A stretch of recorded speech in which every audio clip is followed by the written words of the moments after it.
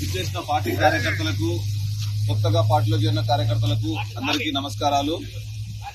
12 నెలల కాలంలోనే కాంగ్రెస్ పైన తీవ్రమైన అసంతృప్తితోటి ఈరోజు పార్టీ మారి మళ్ళా మన బీఆర్ఎస్ పార్టీలోకి చేరిన మన నూతన కార్యకర్తలందరికీ నా హృదయపూర్వక నమస్కారం తెలియజేసుకుంటున్నాను.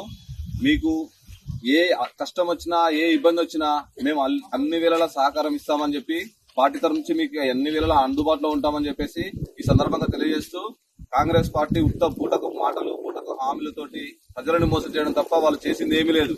12 నెలలుగా ఒక్క చిన్న పని గ్రామంలో జరగలేదు. ఈ రోజు మొదలైంది. ఈ రోజు నుంచి ఇంకా వలసలు వస్తూనే ఉంటాయి.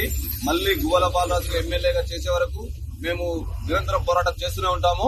మా కృషి ఎప్పటికీ ఉంటుంది. మేము ఎప్పుడు మీకు సపోర్ట్ గా ఉంటాము. వచ్చే అందరికీ కూడా ఆహ్వానం చెప్తున్నాం. ఇప్పటి నుంచి పార్టీలోకి రావాలనుకున్న అందరూ కూడా ఈ రోజు నుంచి ఆహ్వానం చెప్తున్నాము. రండి, అందరం ఏకమై ఒకసారిగా గట్టిగా మనం పోరాటం చేస్తేనే ఈ ప్రభుత్వాన్ని గద్దెదించగలము, ఈ ఎమ్మెల్యేని ఓడించగలము. కాబట్టి దీనికి మీ అందరూ కృషి కావాలి. మీతో పాటు ప్రజలందరూ కూడా గమనించండి. కూటక పాటలు తప్ప వాళ్ళు చేసేది ఏమి లేదు.